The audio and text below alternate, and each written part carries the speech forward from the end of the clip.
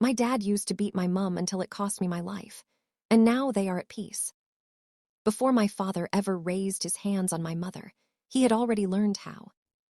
Not from a stranger, but from his own father. Before he ever learned how to love, he learned how to fear. He grew up in a small house with cracked walls, where peace never stayed for long. His own father, my grandfather, was known in the village as a hardworking man. He built furniture for people, made wooden chairs and tables, and always came home smelling of sawdust and palm wine. But inside his house, the smell of sawdust mixed with something else, fear. Grandma was a gentle woman. People said she was too soft for her own good. She spoke quietly, always polite, and never looked anyone in the eye for too long. She moved like someone who was always expecting to be shouted at. Every morning, my father woke up to the smell of palm oil stew and the sound of tension, that heavy silence that hangs before a storm. His mother would hum softly in the kitchen, trying to keep her hands steady while she cooked, her eyes darting toward the doorway, waiting for the sound of her husband's footsteps. His father was a large, proud man, the kind who believed that a woman must be corrected with force. He had a deep voice that could fill a room, and when he shouted, even the birds outside the window stopped singing. The first time my father saw his mother beaten, he was 6. It was over salt. She had mistakenly added too much, and when his father tasted the food, he spat it out and flung the plate across the room. He shouted her name like it was an insult. Then, before my father could blink, his mother's head was against the wall, and his father's hands were swinging again and again. She didn't scream at first. She just raised her arms to protect her face, sobbing quietly, whispering, "I'm sorry, please, I'm sorry." My father stood frozen in the corner, his tiny hands trembling. He wanted to help her, but his feet wouldn't move. When his father finally stopped, he walked away muttering, "Next time you will listen." And his mother turned to her son, eyes red, and whispered, "Don't make him angry, my boy, please." That night, while she nursed her bruises, my father lay beside her in silence. He asked, "Mama, why does he always beat you?" She smiled weakly and said, "Because he loves me too much. That's how men show they care." And my father believed her, because she was the only truth he knew. As he grew older, the beatings grew louder, harsher. He watched his father drag his mother out by her hair because she visited her sister without permission. He saw him tear her wrapper in public because she laughed too freely with another man at the market. Sometimes, his father would break plates, flip tables, or kick doors, all in the name of pride. And the neighbors would just shake their heads. One would say, "She must have offended him." Another would sigh, "Na small discipline, all men do am." Nobody ever called it wrong. Nobody ever told my father that what he was seeing was cruelty. Every day began the same. At dawn, she'd rise before the sun, light the kerosene stove, and start making breakfast, yam porridge, sometimes pap. If the food wasn't ready before her husband woke up, there would be trouble. He hated waiting. One morning, the porridge burned because she went to fetch water from the backyard well. When he came out and sniffed the air, his voice boomed through the small house. "You useless woman, can't you even cook?" Before she could explain, the wooden stool by the table went flying across the room, hitting her head. She rushed to the pot, crying apologies, but he was already pulling off his belt. My father was only 8 years old then. He sat in the corner of the room, knees to his chest, watching as the belt lashed across his mother's back again and again. She tried to block her face, but he pulled her arm away. When the belt tore through her wrapper and left marks on her skin, the boy shut his eyes. But he could still hear it, the sound of the belt, her sobbing, his father's voice shouting. "You'll learn to listen one day." Afterward, the man sat down and ate his breakfast as if nothing had happened. The same pot of food. The same woman, now limping and silent, serving him with trembling hands. That was the first time my father saw what anger looked like, and it became the only kind of love he ever recognized. As the years passed, violence became the rhythm of their home. Sometimes it was over burnt food.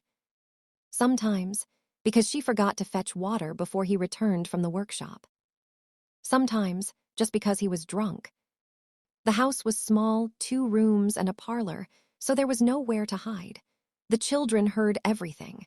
My father and his 2 older brothers would lie on their thin mattresses at night, listening to the shouts. They could tell from the sound when it would be bad. When they heard plates breaking, they knew their mother would bleed. When they heard only shouting, they knew she might get lucky that night. The worst nights were when he came home with friends, already drunk from the local bar. He'd stumble in, laughing too loud, slapping his friends on the back. Grandma would greet them respectfully and bring out water to wash their hands.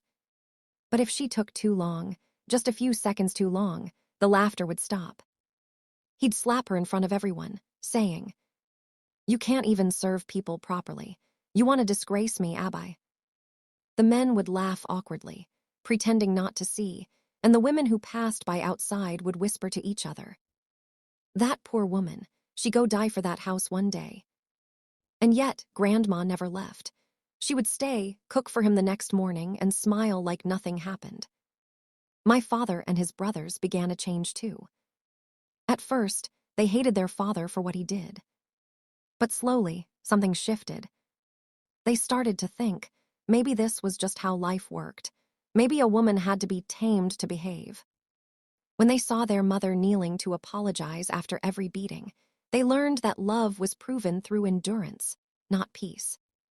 When they saw her wipe blood from her lip and still serve him food, they learned that women were supposed to forgive, even when they were dying inside. Sometimes, when their father was away, the boys would mock her. "Mama, you like trouble too much," they'd say, laughing. She'd just look away, wiping tears from her eyes. But one evening, something happened that burned itself into my father's mind forever. It was raining heavily, the kind of rain that sounds like anger on a zinc roof. Grandma had been outside collecting clothes from the line when Grandpa came home early. The front door creaked, and she rushed in, soaked and shivering. He looked at her, frowning. "Where's my food?" She said softly, "It's not ready yet, I was." Before she could finish, he slapped her, hard. She staggered back and fell against the wall. He grabbed the wooden pestle from beside the mortar and raised it. My father ran forward, screaming, "Papa, stop." But the pestle still came down, missing her by inches, breaking the table instead. She crawled away, shaking, while he kicked the broken pieces aside. The thunder outside roared louder than their screams. That night, she slept on the floor. And the next morning, she woke up early to cook as always, because in that house, routine was survival. My father grew up breathing that fear like air. He saw it so often that it became normal. A man angry, a woman crying, children hiding. And so, when he became a man himself, he didn't know any other way to express power. When he fell in love, he thought control was love. When he felt disrespected, he thought violence was the answer. In school, he would see other children's fathers smile, laugh, and hold their wives' hands, but he thought they were weak. He thought real men shouted. Real men commanded. Real men were feared. He began to admire his father's power. The way his mother trembled when he spoke.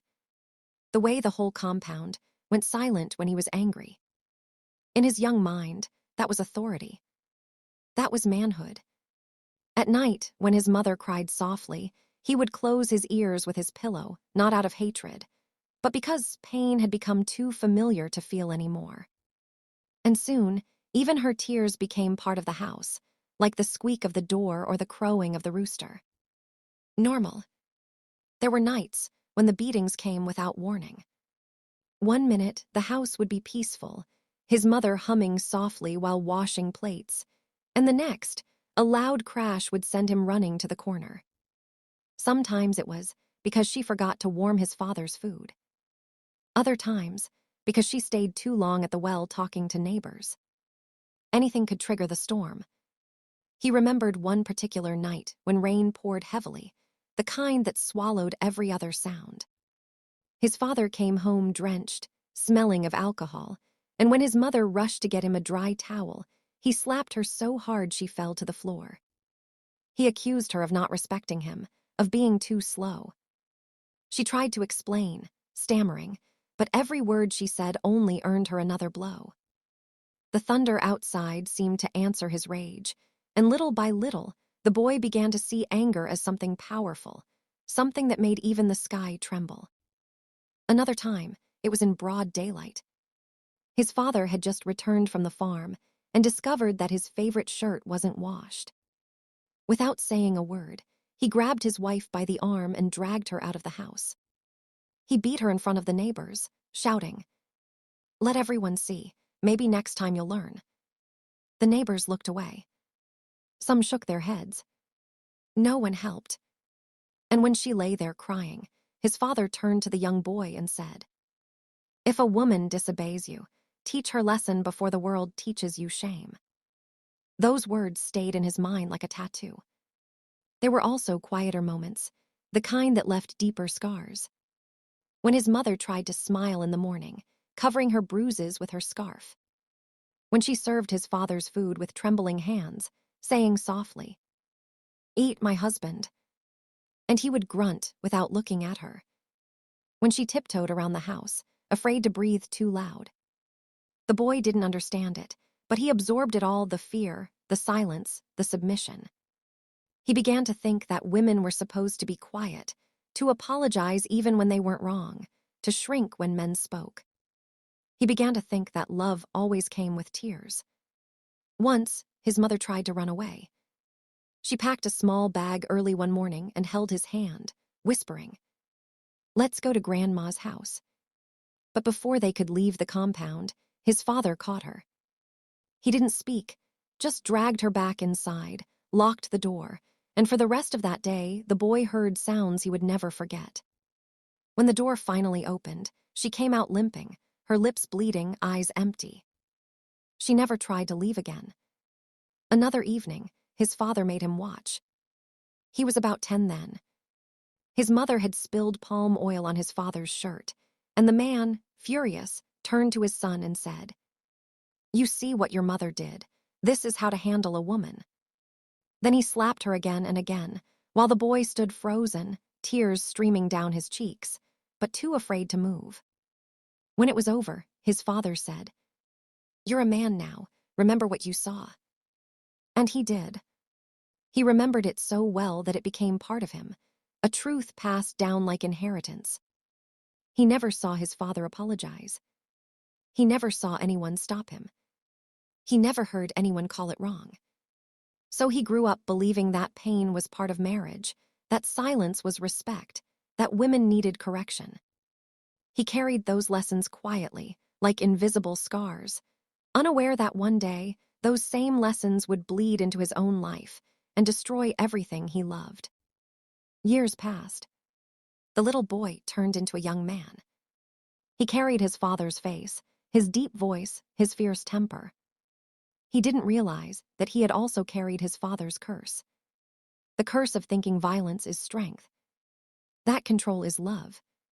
That fear is respect. And deep down, even before he met my mother, he was already becoming the man he swore he'd never be.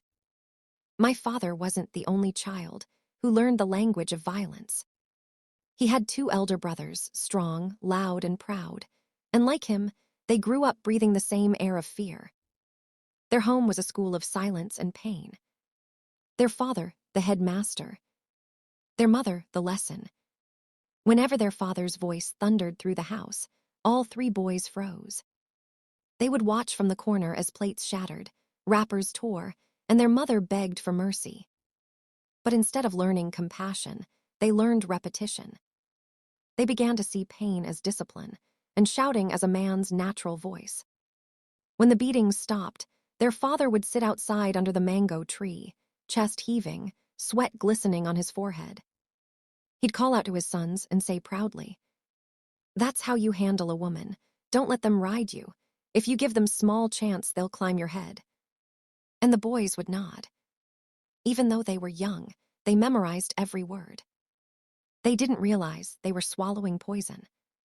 As they grew older, they practiced the same pride. When their mother scolded them, they shouted back. When their younger sisters annoyed them, they slapped them. No one corrected them, because in that house, anger was a sign of strength. Their mother tried to speak once. One evening, when her husband wasn't around, she sat them down and said softly, "My sons, don't become like your father, please. You can be better men." But her voice was too weak to break through years of fear. The boys loved her, but they had already decided who they wanted to be, not victims, but men who would never be shouted at or disrespected. By the time the eldest turned 18, he already had a girlfriend in the village. A bright, gentle girl who laughed too easily and dreamed too big. One afternoon, she teased him in front of her friends, calling him my shy man. He slapped her across the face, right there in the open. The other girls gasped, but he walked away proudly. Later, he told his brothers, "I just showed her I'm not weak." They all laughed. Their father, overhearing, smiled proudly and said, "Good, never let a woman embarrass you. Women only respect power." And that was it, the approval they needed. The confirmation that cruelty was manhood. The second brother wasn't different. He had a temper like his father's, unpredictable, loud, and dangerous.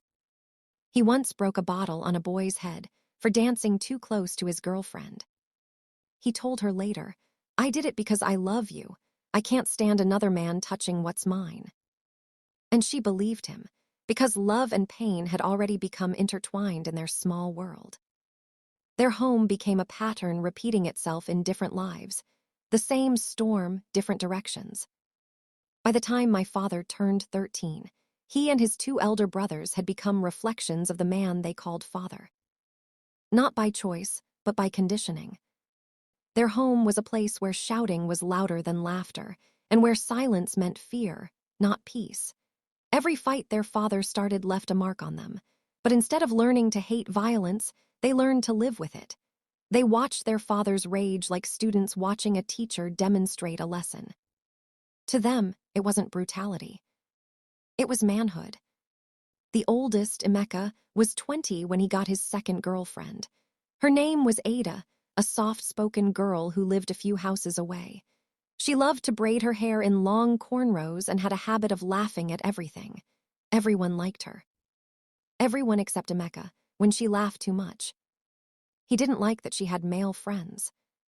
Didn't like that she wore tight skirts. Didn't like when she spoke her mind.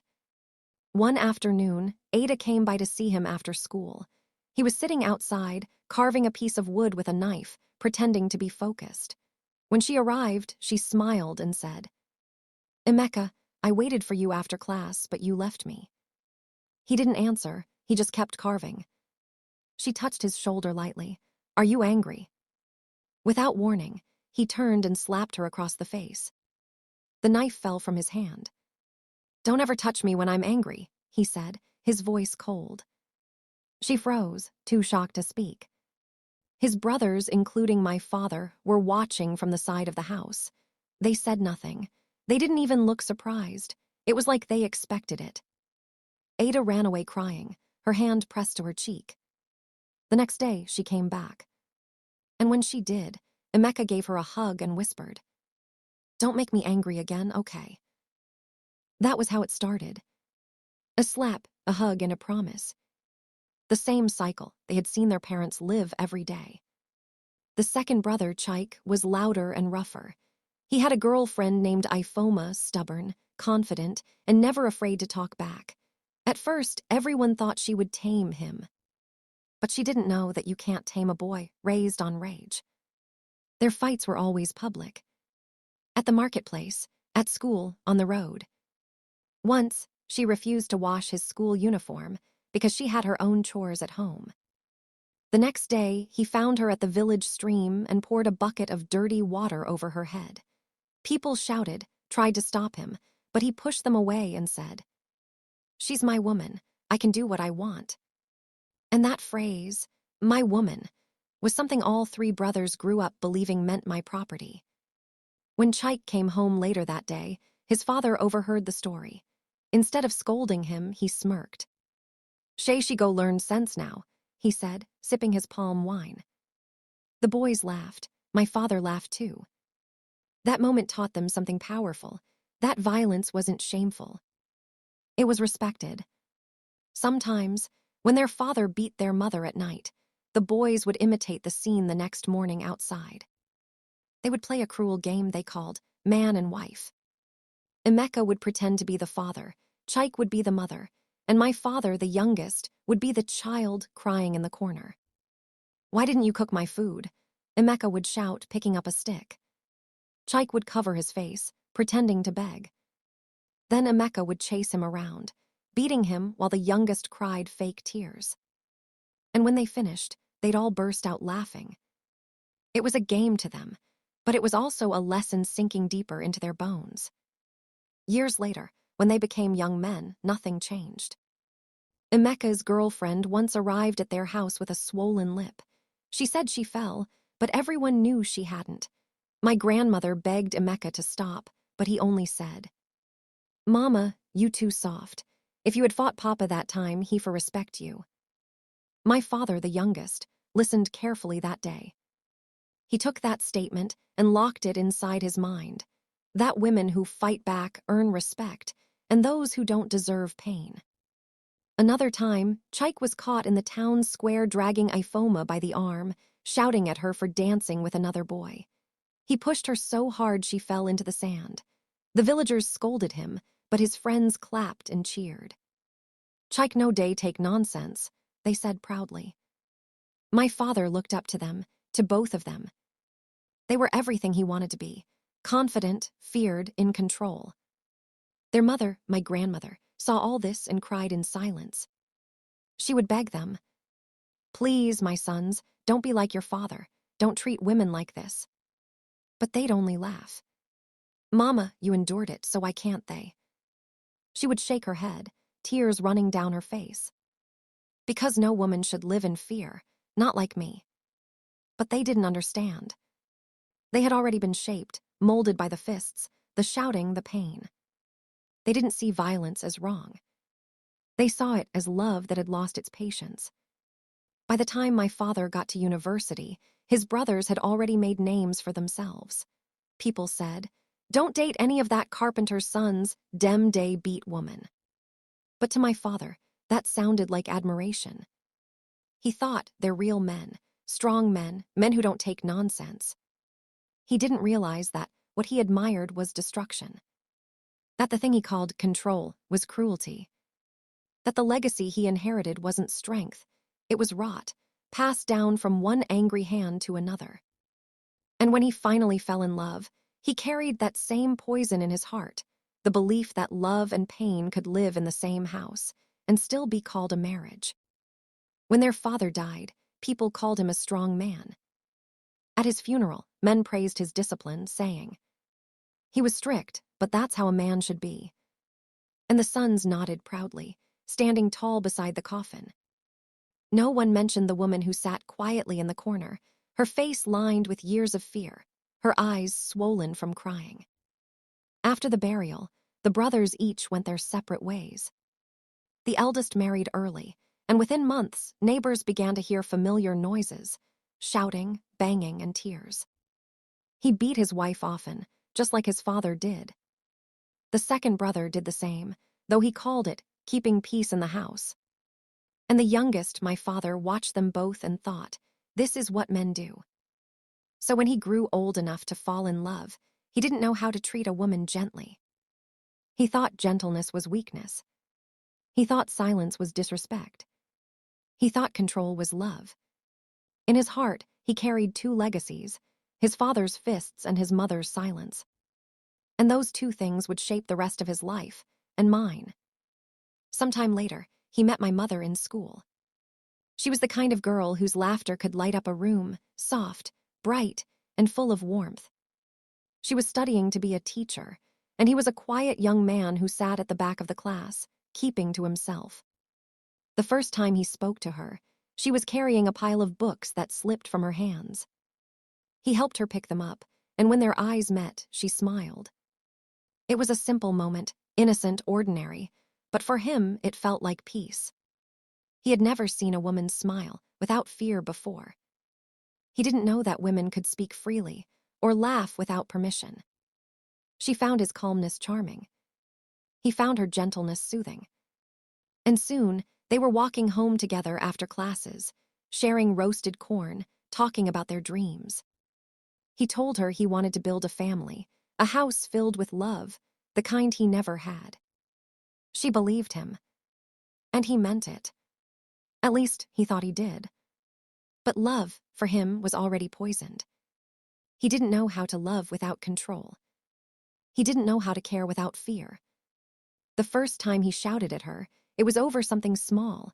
She had laughed too long with a male classmate. He grabbed her wrist and said, "You're my woman. I don't like when other men talk to you like that." His voice was sharp, but his eyes were soft. She apologized. He pulled her close and said, "I'm sorry too. I just don't want to lose you." It became a pattern. Whenever she did something that made him feel small, talking to her friends, wearing a dress he didn't like, disagreeing with him, his temper would rise like fire. He would raise his hand on her, slam his hand on the table, sometimes push her away. Then, when he saw the fear in her eyes, he'd break down. He'd hold her, whispering, "You know how much I love you. You make me crazy sometimes. I'll change, I promise." And every time, she forgave him. Because she loved him. Because she believed that behind his anger, there was pain. Because she thought patience could heal him. Her friends warned her. They said, "A man who hits you before marriage will kill you after." But she shook her head and said softly, "He's not like that. He just gets angry sometimes." She had seen the kind side of him, the man who bought her gifts, wrote her small love notes, and held her hand like she was fragile glass. So she stayed. The first time he slapped her, they were arguing about graduation plans. She wanted to move to another town to teach. He wanted her to stay close. He thought she was choosing her job over him. When she tried to explain, he struck her. The sound echoed through the empty classroom. She stood there, stunned, her cheek burning, her heart breaking. He fell to his knees immediately, crying, holding her hands, saying, "I'm sorry, I don't know what came over me." And just like that, she forgave him. She told herself it was just anger, that it would never happen again. But it did. Again and again. Sometimes it was just a push. Sometimes it was a slap. And every time, he promised to change. Every time, she believed him. He had become everything he once hated in his father, but he couldn't see it. And she, blinded by love and hope, thought she could fix what she didn't break. When they finally got married, people said they were a beautiful couple, but no one knew how many tears she had already swallowed in silence. No one knew she had already learned how to smile through pain. She thought marriage would change him. But marriage only gave his anger a roof, a bed, and a home. The years before I was born were long, heavy years that sat on my mother's shoulders like a load too big to carry. For 3 years after the wedding, everyone around them kept asking the same question, "When will you give us a child?" At first, she would smile shyly and say, "In God's time." But as the months turned into years, her smile began to fade.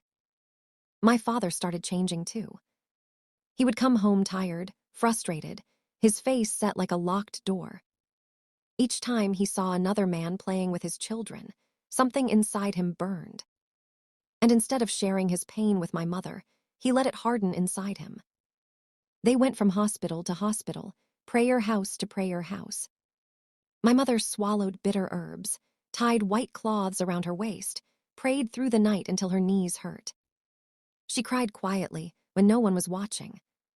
But my father noticed the tears, and they made him angrier, not at her, but at himself, at the silence of their home. He began to speak harshly. Little things, a meal not salty enough, a shirt not ironed right would set him off. He would leave the house for days sometimes, only to come back with guilt written all over his face. He would apologize, promise to be better, hold her close and say, "You know I just want us to have a family." And she would forgive him, because she still believed that love could heal him. She joined a women's prayer group. Every Thursday, they gathered in a small church hall to pray for fruitfulness. She would come home from those meetings glowing with hope, holding small bottles of anointing oil and pieces of paper with Bible verses written on them. But even hope can be exhausting when it doesn't come true soon enough. As the third year began, my father withdrew further into himself. He stopped going to church, stopped laughing. He would sit outside the house in the evenings, staring into the darkness, drinking quietly. Sometimes he would mumble to himself, things my mother couldn't quite hear. Other times, he would call her to sit beside him, only to remind her that other women were already mothers. She never argued. She only lowered her eyes and said softly, "Our time will come." But inside, she was breaking. They had been married for 3 years, but the house still sounded empty. No baby's laughter, no small feet running across the floor, no extra plate on the table. Just the same two voices, sometimes quiet, sometimes angry, echoing through the rooms. My mother used to tease him while he got ready for work. He used to call her my sunshine. They went to church together every Sunday and sat in the second row, smiling as the pastor prayed for couples expecting children. People would turn to them afterward and say, "Your turn will come soon." She always smiled politely, but her eyes told a different story. The first year passed with hope. The second brought worry. By the third, hope had begun to taste like dust. My mother visited every hospital she could find. She swallowed tablets that left her dizzy, drank bitter herbs that made her cry, and prayed with pastors who promised miracles. At night, she would sit up in bed, staring into the dark, whispering, "God, please, just one child, just one." My father, on the other hand, grew quieter and colder. He didn't understand her tears or her prayers. To him, a woman's worth was measured by the sound of a baby crying in the house. So each month that passed without news of a pregnancy became another reason for him to brood. Neighbors started whispering. Aunties offered unsolicited advice. His friends joked carelessly, "You sure your wife never spoil her womb for school?" He would laugh it off, but the words stayed in his mind like splinters. The silence between them thickened. Breakfast became short. Conversations ended with sighs. Sometimes, he wouldn't come home till late, smelling of beer and frustration. She tried to be patient. She kept the house spotless, cooked his favorite meals, greeted him with a smile, but the smallest thing could ignite his temper. Her question about his day, the clinking of a plate, the sound of her crying quietly in the bathroom. When visitors asked about children, she answered softly, "In God's time." After they left, she would lock herself in the room and sit beside the bed, holding her stomach as if she could will life into it. One rainy evening, she returned from the hospital holding a brown envelope. The doctor had said everything looked fine. "Keep trying," he told her, but she could see the impatience growing in her husband's eyes when she told him. He muttered something about wasted money and turned away. She followed him, pleading softly, "We will have a baby, I know we will. Don't lose faith." He didn't reply. The door slammed. Later that night, she sat on the cold kitchen floor, staring at the flickering kerosene lamp. She whispered to herself, "He used to love me differently." Months turned into years. Family meetings were called. Elders offered rituals. My father's mother even suggested he try elsewhere to see if the problem was really him or his wife. He refused, but not because he wanted to protect her. He refused because he didn't want people to think he was the problem. Still, he began to look at her differently, like someone who had failed him. He started spending more nights outside. He returned home late, smelling of perfume that wasn't hers, wearing an expression that made her stomach twist. But she held on. Every time he withdrew from her, she tried to pull him closer. Every time he spoke sharply, she softened her voice. She believed that love could fix anything. The worst part wasn't the silence, it was the pretending. Pretending they were fine in public. Pretending the house wasn't full of disappointment. Pretending her heart wasn't breaking a little more every month. Then, one Sunday morning, she fainted while sweeping. Neighbors rushed her to the hospital. The doctor smiled and said the words she had been waiting years to hear: she was pregnant. Tears streamed down her face. She laughed and cried all at once. She thought, this will change everything. But she didn't know that joy could turn into another kind of pain. Because sometimes, when people are broken for too long, they don't know how to live in peace even when happiness finally arrives. When she came home, she ran to my father, tears of joy in her eyes. For the first time in years, he lifted her off her feet and laughed, really laughed. Neighbors said they had never seen him that happy before. For a while, everything seemed better. He started coming home early again. He stopped drinking. He would talk to my mother's stomach, whispering promises to the child growing inside her. He told her that everything would change once the baby arrived. But it didn't last. As her belly grew, so did her moods. She became more emotional, more sensitive. Sometimes she would cry for no reason, or get upset when he forgot to buy something she craved.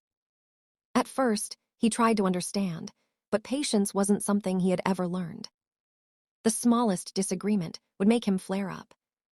If she complained of pain, he said she was exaggerating. If she wanted help, he said she was being lazy. When she tried to talk to him, he told her to be quiet, that she was stressing him. Her friends told her to stay calm for the baby's sake. Her mother begged her to move back home until she delivered. But she refused. She said, "He's my husband. I can't leave him now that he's trying." So she endured the beatings, the shouting, the cold silences, the harsh words that left invisible bruises on her spirit, and the beatings and floggings that left very visible wounds and bruises on her body. She started talking to her unborn child, to me, whenever she felt lonely. She would place her hands on her stomach and whisper, "My little one, don't be afraid. Mama's here. We'll be okay." At night, she would turn her face to the wall and cry softly so my father wouldn't hear. But I did. From inside her womb, I felt every vibration of her tears, every tremble of fear, every quiet apology she made to herself. My mother's belly grew round with life, a small spark that should have brought joy, but in our home it only seemed to ignite more rage in my father. He was impatient with every movement she made, every sound she uttered. Pregnancy, which should have softened him, instead seemed to irritate him. I imagine now, even as a child later, how tense those days must have been. My mother, swollen with the weight of life inside her, moved slowly around the house, trying not to provoke him. She cooked with care, washed quietly, and spoke softly. But my father was never satisfied. A burnt stew, a mislaid cloth, even the tone of her voice became enough to trigger his fury. One afternoon, my mother had prepared a stew with extra care, trying to create something warm and filling. My father came home, tired from work, and took one bite before pushing the bowl aside angrily. "What is this? Did you even taste it?" he shouted, his face red, veins bulging at his neck. My mother flinched, holding her swollen belly, trying to explain that she had followed the recipe exactly.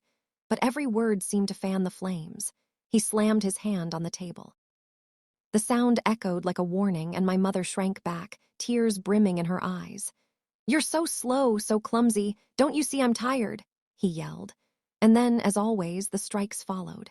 She tried to shield her stomach, trying to bear the blows without screaming, but the fear was constant. There were nights when the argument started over the smallest things: a misfolded laundry, a chair left in the wrong place, a word spoken too sharply. He would storm in, demanding attention, and my mother, already exhausted and nauseous, could barely defend herself. One night, the fight escalated so quickly that dishes crashed to the floor. My mother fell back on the sofa, clutching her belly, and my father's fists pounded the walls around them. She screamed, begged, reasoned, but his anger was a tidal wave, unstoppable and blinding. Sometimes the fights were quieter but no less violent. He would grab her wrist, shake her, or shove her into a corner while whispering threats. "You're useless. You're ruining everything," he hissed. The fear in her eyes was sharp, cutting deeper than any slap, and even as I later listened to her recount these memories, I could feel the tension, the heaviness in the air. The pregnancy made her emotions unpredictable, as my father cruelly reminded her often. If she cried too easily, he became furious. If she laughed or spoke with excitement about the baby, he accused her of teasing him. "You're annoying," he would growl. "Your hormones are making you ridiculous. Can't you just be quiet?" She tried to retreat, tried to hide her feelings, but he always found them, always punished them. There were moments when she refused to cower entirely. Once, when he raised his hand to strike, she grabbed the edge of the table, stood her ground, and yelled, "Stop! This isn't right! You're hurting the baby!"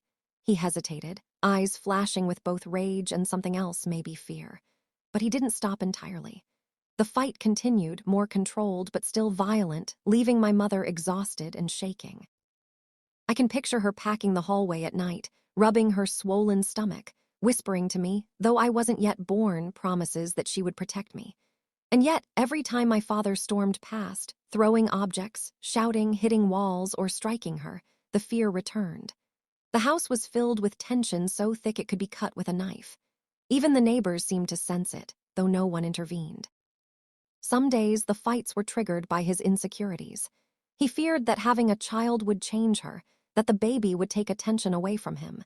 He accused her of being careless, of daydreaming too much, of being distracted by the life growing inside her. She tried to reason, tried to comfort him, but his rage was like a shadow she could never escape. The worst were the silent moments after fights. My mother would curl into herself, rubbing her belly, crying softly, murmuring apologies for things she hadn't even done. My father would retreat to his room, packing, muttering to himself about why he lost control again. There were flashes of tenderness, small touches, whispered apologies, a brief embrace, but they were always fleeting, quickly consumed by the next wave of anger. Even in the marketplace, in front of neighbors, and during family visits, he found ways to humiliate her. A raised voice over a minor misunderstanding could escalate into shoves or pinched arms. My mother, with her growing belly, would try to defend herself verbally, sometimes snapping back, which only fueled his rage further. She was trapped, caught between the need to survive the pregnancy and the unbearable weight of his anger. And through it all, I imagined the baby inside her, me, sensing every tremor of fear, every strike, every whispered apology. The house was a storm of emotion, a battlefield, and my mother bore both the child and the violence with remarkable courage. She never left. She never surrendered entirely, even when bruised. Exhausted and terrified, she held on, believing, somehow, that the storm would not destroy everything, that the child would survive and someday understand. Those months were long, terrifying, and painful, filled with small bursts of tenderness overshadowed by anger, with fear interwoven into every interaction. And yet, despite the brutality, my mother endured, carrying both the life growing inside her and the hope that somehow peace might come, even if only briefly, even if only in dreams. Sometimes my father would leave the house angry and not return until the next morning. Sometimes he would sit silently, refusing to eat the food she cooked, acting like she was invisible. She still cooked for him, washed his clothes, and prayed for him, prayed that fatherhood would calm the storm inside him. But storms don't disappear just because someone wishes them away. They have to be faced, healed, unlearned. And my father never learned how. So even as my mother's belly swelled with life, their home stayed filled with tension, love tangled with pain, hope mixed with fear. She tried to smile through it all, telling herself it would be worth it once she held me in her arms. But deep down she was scared. Scared that the same hands that once promised to protect her might one day hurt her beyond repair. And she was right. My mother was not a weak woman. People mistook her quietness for softness, but there was fire in her heart, a kind that life could not easily put out. Everyone told her to leave. Her mother begged her. Her friends whispered it in corners.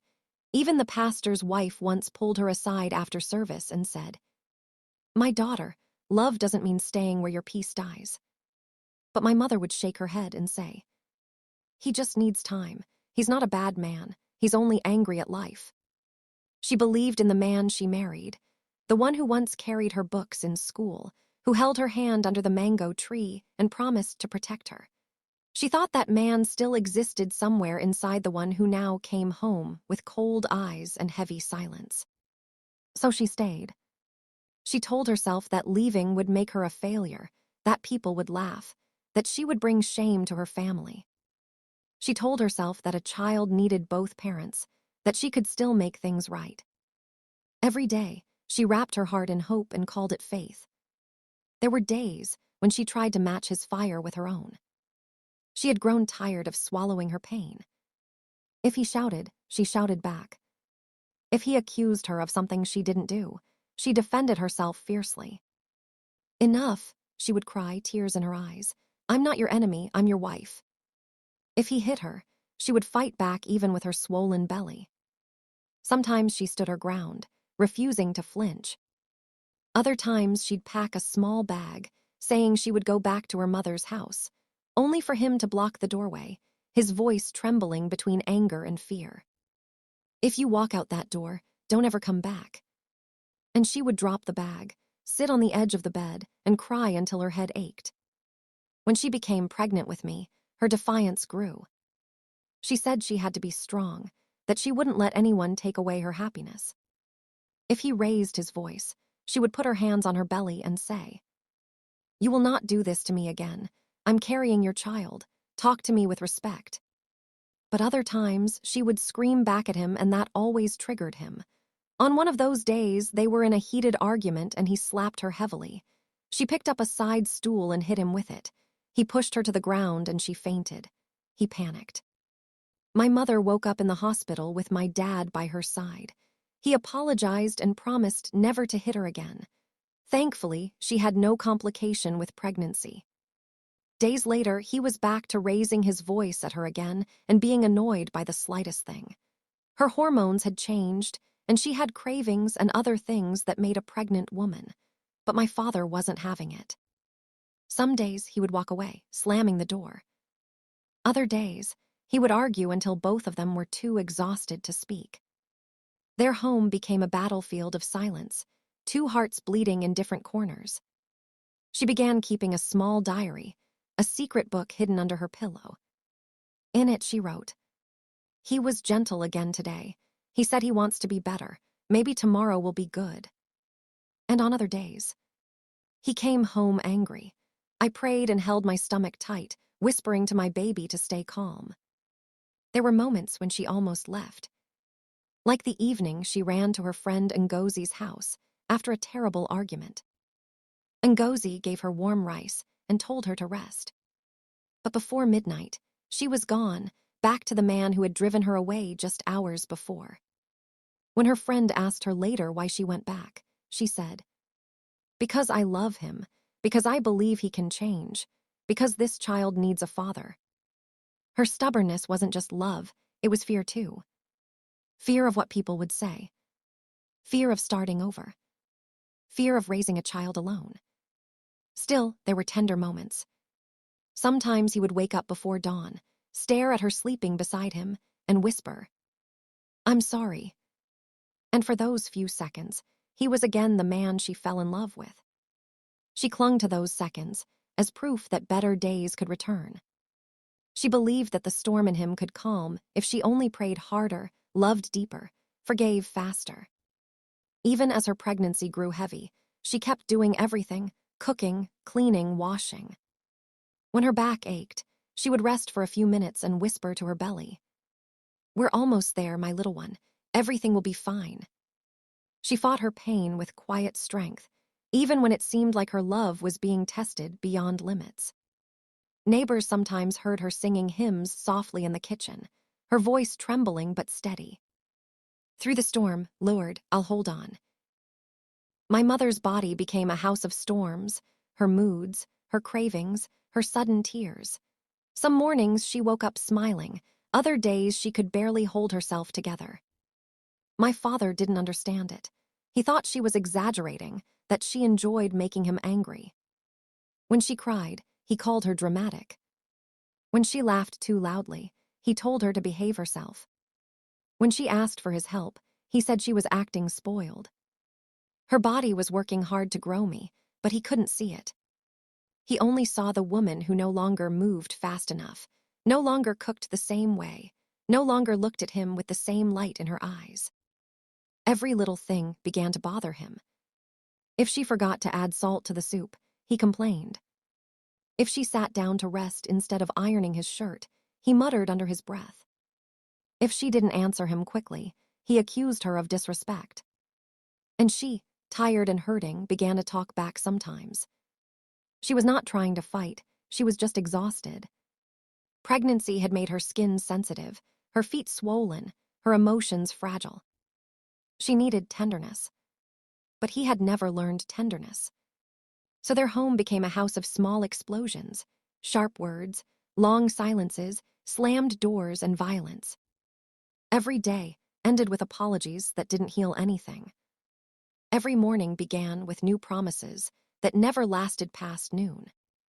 At night, when he finally fell asleep, she would lie awake, rubbing her belly and whispering to me, "Don't be afraid, my little one. I'll protect you. I'll find a way to make your father love us both the right way." But she didn't know that love alone could not fix what time and pain had broken. The more her body changed, the less he recognized the woman he married. And the less he understood her, the more distance grew between them. What should have been the happiest time of their lives slowly became the hardest. He wanted peace, but didn't know how to create it. She wanted kindness, but didn't know how to ask without sounding like a burden. And in that tension, I grew tiny, silent, listening to the sounds of two hearts that loved each other but didn't know how to stop hurting each other. She could have walked away, but she didn't. She chose to stay. To fight for love, for family, for a dream she still believed in. She didn't know that in saving the marriage, she was slowly losing herself, and me. The night before my mother went into labor, the house felt heavy. Rain fell without stopping, drumming against the zinc roof. She was already a few days past her due date. Her ankles were swollen, her back ached, and she could barely sleep. My father sat in the sitting room, restless, packing. Every sound she made seemed to bother him. He told her to stop complaining, to stop making everything about pain. But she was in pain. Her body was trying to bring a new life into the world. She tried to keep quiet. She held her stomach and whispered a prayer under her breath. Still, the air between them snapped like a stretched rope. They argued over the way she left the light on, the way she forgot to warm his food. Not having the strength to argue and raise her voice back, she tried to explain calmly, but before she could say a word, he had pounced on her and beaten her badly. She screamed at the top of her voice, but help didn't come. By the time he had let go off her, she was crying, lying on the floor, sobbing. She held her belly tightly, praying in her heart for herself and me, her baby in the womb. Before dawn, her contractions began. He didn't even notice at first. She had to wake him up and tell him that it was time. In the taxi to the hospital, he kept complaining that she should have been more prepared, that she was making things difficult. She said nothing. She just gripped the edge of the seat and prayed for strength. At the hospital, he stayed outside while the nurses rushed her in. Hours later, I arrived, tiny, crying, and pink. When he first saw me, his face softened. He reached out one finger to touch my hand, and for a moment everything inside him went still. He kissed my mother's forehead and told her she had done well. She thought maybe, just maybe, this was the change she had prayed for. But peace in their house never lasted long. A week after she returned home, the sleepless nights began. I cried a lot, newborns do. My mother barely ate, barely rested. Her body was still healing, but there was no one to help her. Whenever I cried too long, my father grew impatient. He accused her of not knowing how to care for a child. He said she was spoiling me. When she tried to explain that I was just a baby, he would raise his voice again and hit her. One evening, when I wouldn't stop crying, she tried to hand me over to him so she could rest. He pushed her hand away and shouted, "You wanted this child, now take care of it." She stood there, trembling, torn between anger and exhaustion. She got mad and talked back at him, raising her voice, and with full speed he rushed to her and punched her on the face. She fought him back, but being too weak from putting to bed, he overpowered her. He took a belt from the wardrobe and flooded her severely with it. I was only a week old. The heart-wrenching cries from my mum made me cry at the top of my voice. I lay alone on the bed, crying in fear. After that night, she stopped asking him for help. She did everything alone, washing, cooking, rocking me to sleep. When he spoke to her sharply, she kept quiet. When he ignored her, she whispered songs to me instead. Neighbors began to talk again. They said my mother looked pale, as though she hadn't slept in years. But each morning she still swept the front yard, still smiled faintly when people greeted her. She told herself that motherhood was enough reason to keep living, that if she could protect me, everything else would fall into place. But inside the house, love had turned to dust. My father was trapped in his own unhappiness, unable to show the softness he once promised. My mother was trapped in hope, unable to stop believing that he could still become the man she married. The week after my birth should have been filled with joy. Instead, it was filled with the sound of two hearts moving further apart. And I, a tiny newborn, lay in the middle of that quiet battlefield, breathing, listening, learning what pain sounded like before I even knew the meaning of words. I don't remember the first time I realized that my parents didn't love each other the way other parents did. I just know that our house was always too quiet after dark, as if the walls were holding their breath. By the time I was 2 years old, the fights between my parents had settled into a grim routine. My father's anger had not lessened. If anything, it had become sharper, more unpredictable. My mother carried on, enduring the violence, trying to shield me from its worst edges. But 2 years after I was born, she became pregnant again. And that small spark of hope only intensified the storm that surrounded us. At first, she tried to be careful, more cautious than ever. She walked lightly around the house, spoke softly, avoided any action that might trigger his temper. But my father's anger had little regard for caution. A misaligned chair, a bowl dropped accidentally, even the sound of my laughter could set him off. One evening, it started with something minor, a disagreement over money. My mother had spent a few naira buying me a small toy from the market. My father saw it, slammed his hand on the table, and shouted, "Why are you wasting money on this? You think I work for nothing?" My mother tried to explain, her voice trembling, but he ignored her words. The shouting escalated, and soon he was looming over her. She cradled her belly instinctively, pleading, "Please, not the baby, don't." But his anger was blind and unreasoning. He shoved her against the wall, knocking her shoulder into the edge of the cupboard. She gasped in pain, her hand clutching her stomach, eyes wide with fear. I remember hearing her scream, a sharp, desperate cry that echoed in the small rooms of our house. I was only 2, but I could sense the fear, the panic, the trembling in the air. I toddled toward her, but my father's voice cut through like a whip. "Get away from her!" I froze, too small to help, too terrified to move. My mother collapsed onto the floor, sobbing, holding her stomach, and I remember feeling a sharp, sinking fear, a sense that something terrible had happened, though I didn't fully understand what. That night, my mother did not sleep. She lay awake, cradling her belly, her face pale and drawn. My father, after venting his rage, retreated to his room, muttering to himself, packing, his anger replaced with that heavy, trembling guilt I had learned to recognize. But it was too late. By the next morning, the life she had carried for months was gone. The miscarriage left her physically weak and emotionally shattered. She cried quietly in her bed, holding me close. I remember her whispering my name over and over, as if I could absorb the pain, as if her arms around me could somehow protect the child she had lost. "I'm sorry, my little one, I'm so sorry," she said, and I felt her tears soak my hair, her sobs shaking her tiny frame. Even at that age, I understood the weight of sorrow in her voice. The days that followed were worse than the miscarriage itself. My mother's body ached, bruises darkened her skin, and my father oscillated between silent guilt and sudden rage.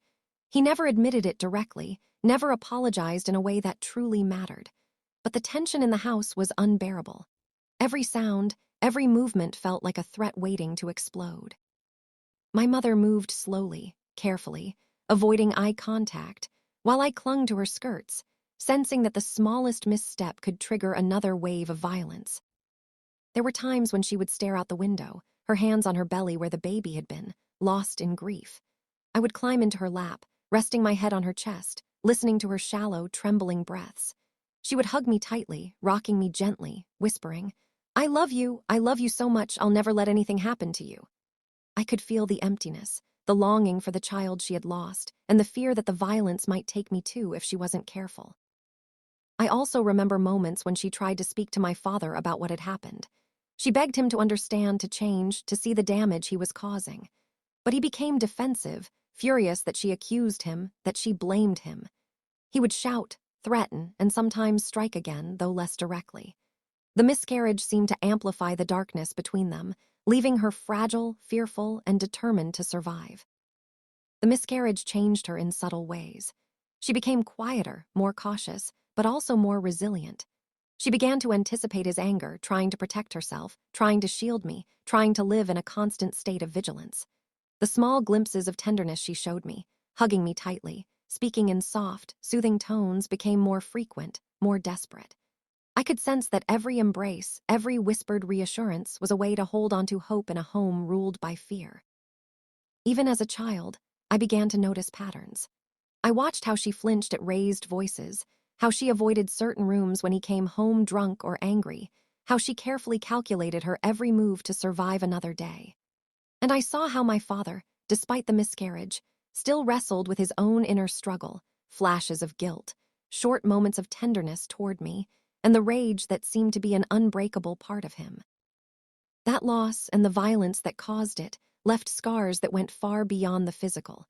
It etched itself into our daily lives, into every argument, into every fearful glance. And yet, despite the heartbreak, my mother never left. She held on to life, to me, to the fragile thread of hope that somehow we would endure, that somehow we would survive the storm he brought into our home. When I was little, I thought every home was like ours. That fathers were supposed to shout and hit the mothers. That mothers were supposed to fight with fathers or cry quietly in the kitchen. That love always came with fear. With time, I began to notice small things. The way my father's footsteps sounded heavy when he returned from work. The way my mother would freeze when she heard his key turn in the door. The way the air inside the house could change so quickly, from calm to storm without warning. I started noticing it when I was very small, though I didn't understand it fully at first. The fights were just noise then, loud, frightening, yet somehow ordinary. I thought everyone's house sounded like ours, with plates smashing, voices shouting, doors slamming, and cries that pierced the night. But as I grew older, I realized our home was not like others. Other children could leave their homes without fear of a storm inside. I could not. I began keeping my own little notebook, though I didn't call it a diary at first. It was just a place where I could write what I saw, even if no one would ever read it.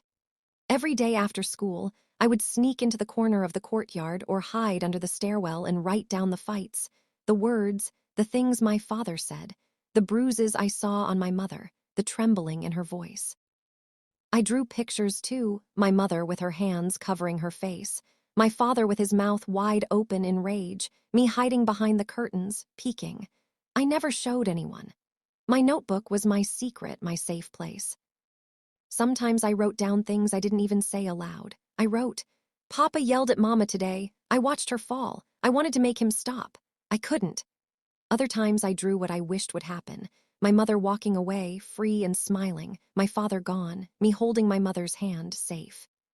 At night, I would lie in bed, my eyes fixed on the ceiling, and replay the fights over and over. Every slap, every yell, every scream. I tried to memorize them as if remembering could somehow prevent them from happening again. I whispered prayers under my breath, not for the fights to stop, because I had learned that prayers sometimes went unheard, but for my mother to be strong, and for me to have courage when I needed it. I also started noticing the little signs before a fight. The way my father's jaw would tighten, the clench of his fists, the dark look in his eyes, the sudden silence before the storm. I learned to move quietly, to tiptoe across the floor, to stay out of the kitchen and living room. I became small, almost invisible, like a shadow that nobody could touch. I remember one evening, I was 11. My father had come home angry from work. The moment he stepped into the house, I could smell the alcohol on his breath. He muttered something to himself about money lost and business failing. Mama tried to speak softly, but he cut her off and slammed the door behind him. I could hear his shoes scuffing against the floor as he circled the room like a predator. I sat under the table, gripping my knees to my chest, trying to make myself disappear. I wrote in my notebook later that night, "I am small. I cannot stop him. I cannot save Mama. But I am here, watching. I am alive. I will remember everything." Sometimes I drew pictures not of the fights themselves, but of what I feared would happen next: the blood, the broken glass, the bruises, the shouting. It was like practicing for the worst, though I prayed it would never come true. I drew my mother with her hair wild, clutching her arms, eyes full of fear. I drew my father's hand raised, even when I couldn't see it in real life. I drew myself hiding, small and trembling, behind chairs and under tables. School became a place of escape. Even there, I could not forget. When my classmates talked about their fathers, about love and care, I felt a hollow ache in my chest. Sometimes I would write in the margins of my school notebook about what happened at home. I never let anyone see. I wrote about the nights my mother cried silently, the bruises she tried to hide, the times I had to block my ears so I wouldn't hear. I also began keeping track of patterns: when he drank, when he was tired, when he had money problems. It was like mapping a storm. I wrote, "If he drinks, hide under the bed. If he comes home tired, stay quiet. If he smiles, run away anyway." I became clever at predicting the anger, though it never stopped it from happening. Sometimes I wrote letters I never sent. "Dear Mama, I am sorry I cannot make it better. I wish I could make him stop. I wish I could protect you. I love you. Please don't let him break you. One day I will make it right." I never told her I wrote those letters. I didn't know if she would be proud or sad. Maybe both. I just wanted to have my feelings somewhere, a place to pour them out. As I grew older, my notebook became thicker. I started writing more than fights. I wrote about little joys too. When my mother smiled after he went to sleep, I wrote about it. When I saw her cook my favorite food despite everything, I wrote that too. When she whispered encouragement to me in the night, telling me to be brave, I wrote every word. Those moments were my refuge. Even in the middle of storms, I found small ways to survive. I memorized prayers. I counted ceiling tiles to calm myself. I hummed quietly when I feared shouting might attract his attention. I became very aware of every sound, every shadow, every step. My body learned to flinch before it happened, to brace for the slap or the scream. I became an expert in silence. But even with all the strategies, the fear never went away. Every fight left me drained. I would often stay awake long after it ended, trying to figure out how I could have stopped it, how I could have saved my mother, how I could have protected myself. Sometimes I cried silently, wishing I could disappear from the house entirely. Sometimes I imagined running away, but I knew that leaving meant leaving Mama too, and I couldn't do that. By the time I was 13, my notebook was filled with stories of survival. Every page was a testament to the life I lived, a life where I learned that courage was not standing up to him. It was surviving each day, protecting my mother in small ways, and keeping my own heart intact. I became the silent witness, the historian of our home's darkness. Looking back, I realize now that my notebook was my lifeline. It kept my memories alive, my feelings in check, and my hope flickering like a small candle in the night. I knew that one day, these memories, these drawings, these letters, might tell the story of what it was like to grow up in a home where love and fear were indistinguishable. Even though I was small and powerless, I held on to the one thing I could control: my thoughts, my words, my memories. And in that way, I survived. Sometimes, I would sit in my corner with my dolls, pretending I didn't hear their voices rising. I would hum songs to myself and rock my doll the way my mother once rocked me. Other times, I would hide under the table, covering my ears until the house went quiet again. My mother always tried to smile at me afterwards. She would wipe her eyes and say, "It's nothing, my angel, everything's fine." But even as a child, I knew she was lying. Her eyes told a different story. They were tired eyes, carrying too many apologies she never owed anyone. Mama started writing letters after one particularly bad fight. That night, Father had returned home drunk, shouting about money he had lost and accusing Mama of laughing at him when he wasn't looking. I had hidden under my blanket, trembling, listening to her soft, pleading voice being drowned out by his rage. I could hear the sound of her sobs after he left the room, quiet but relentless. The next morning, she disappeared into the back room. I peeked through the cracked door and saw her sitting at the small wooden table, a sheet of paper in front of her, a pencil in hand. Her hands shook as she wrote, paused, then wrote again. I didn't know who she was writing to at first. Later, I realized that the letters were always addressed to Grandma, her mother, though sometimes she wrote to her sisters too. Some letters she left folded on the table, some she hid under her pillow. I learned to respect her privacy because she whispered to me once, "These words are my secret, my strength. Never tell anyone." The letters were full of sorrow, of fear, of hope. She would describe the fights, the words thrown, the slaps, the bruises. She wrote about the nights when Father screamed so loudly the windows rattled. She wrote about me, too, her eyes always on me, how she feared that the anger and the shouting would scar my heart forever. One letter read, "Mama, I don't know how much longer I can bear this. The house is full of anger, and I can feel it closing in around us like a cage. Your granddaughter is so small, so fragile, I fear for her every day. I wish I could leave, but I cannot. I am trapped, yet I will endure for her." I sometimes peeked at the letters when she wasn't around, but only glimpses. They were full of pain I didn't yet know how to process. Sometimes she would read them to herself in the dark, whispering the words aloud as if saying them could ease the heaviness in her chest. The letters were also filled with longing, with reminders of who she was before marriage, a young woman who laughed freely, who dreamed, who believed love would never hurt. She would write about her memories of school days, of friends she had lost touch with, and of the motherly advice she once received. Occasionally, she would write instructions to me in her letters, though she didn't fold them into envelopes for me to read. I discovered them accidentally once, a small note tucked at the bottom. "My daughter, remember to be brave. You may not be able to stop the storms, but you can learn to protect your heart. One day, you may write your own story." Those words stayed with me for years. Some letters she never sent. I later realized she wrote them more for herself than anyone else, a way to survive the loneliness and fear. Writing them gave her a sense of control, a way to fight back without opening herself to more danger. Sometimes she wrote about moments that weren't as horrible little joys, small victories that didn't last. She wrote when Father smiled at me once after I brought him water, when he said something almost kind without realizing, or when I laughed loudly while he wasn't around. Those moments, fleeting as they were, gave her hope. Other letters I remember reading by accident when she left one under the mattress were filled with fury. She would describe her anger at being beaten, humiliated, trapped. She wrote, "I am so angry, but I must be careful. If I let him see my anger fully, it will make things worse. But oh, how I wish I could scream at him, hit him back, throw everything in the house at him. But I cannot. I must endure." Even though she never sent the letters, I sometimes imagined her folding them into envelopes, imagining sending them to a friend, a sister, someone who could tell her, "It's not your fault." Through her letters, I began to understand something.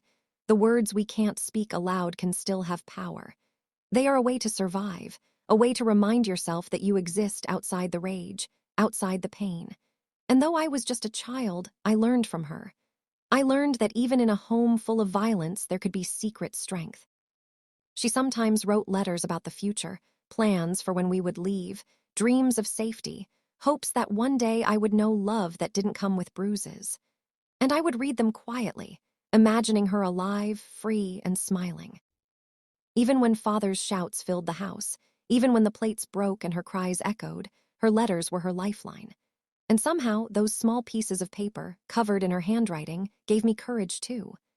I began to understand that survival wasn't just hiding or running. Survival was keeping your heart alive, keeping your thoughts alive, keeping your dreams alive, even in the midst of chaos. There were days when my father was kind. He would buy me sweets, lift me up high in the air, and call me his little star. On those days, my mother would laugh too.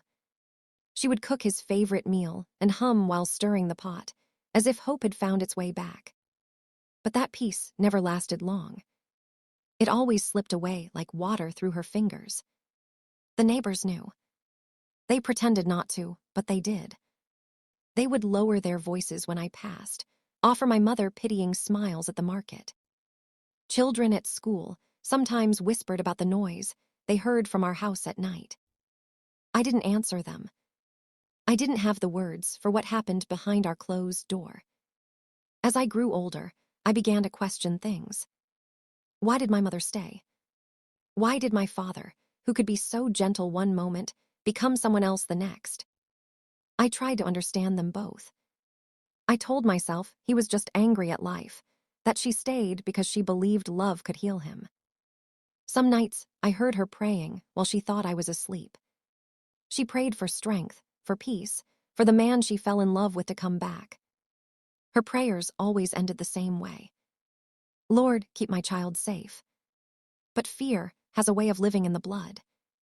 I grew up cautious, always listening, always waiting for the sound of another fight. When friends invited me to their homes, I noticed the difference immediately. The laughter, the warmth, the way their fathers kissed their mothers on the cheek. It felt like another world. I wondered what it must feel like to grow up without fear.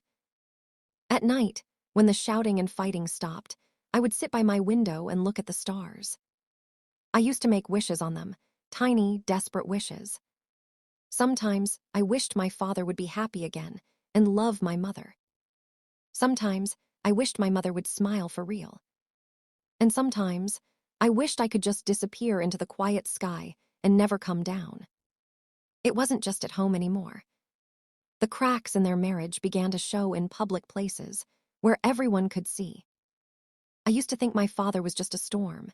He came into the house, and everything shook, voices rose, furniture rattled, dishes broke.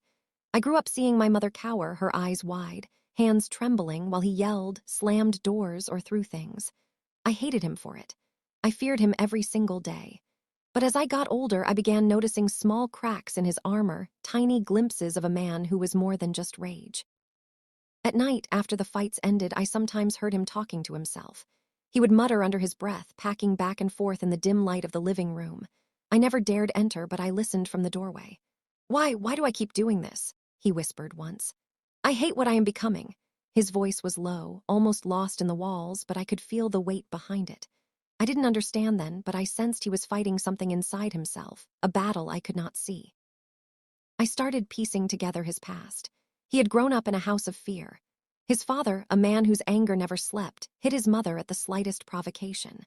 As a boy, he watched it all silently, thinking it was normal that love and fear were intertwined, that a man could only assert himself through cruelty. His elder brothers followed suit, hurting girlfriends, copying what they had learned as if it were a rule. Violence was their inheritance. When he met my mother, he carried all of it with him, the anger, the fear, the learned cruelty. But sometimes I caught him alone, and there was something in his eyes that made me pause, a shadow of regret, a trace of guilt. I remember once, after he had yelled at my mother for burning the stew, he retreated to the balcony, staring at nothing. His hands trembled slightly. I saw him bite his lip hard and shake his head. "Why can't I stop?" he muttered. It was a quiet confession, lost to the night, but it was there. Even when he hurt her, there were moments when he seemed to hate himself for it. I remember a time when he hit her too hard and she fell, crying softly. He stepped back, his face pale, breathing fast, fists still clenched. I could hear him muttering, "What am I doing? What am I becoming?" That night, he didn't sleep in our bed.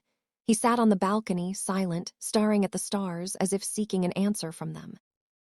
I think the hardest part of his struggle was the cycle he could not break. He had learned that anger and violence were a form of control, but he hated it at the same time. He wanted to be better. He wanted to be kind. I saw it sometimes when he smiled at me quietly, ruffled my hair, or slipped me a coin without saying a word. In those moments, I glimpsed the man he could have been: tender, careful, loving. But the past was too heavy, the habits too deep.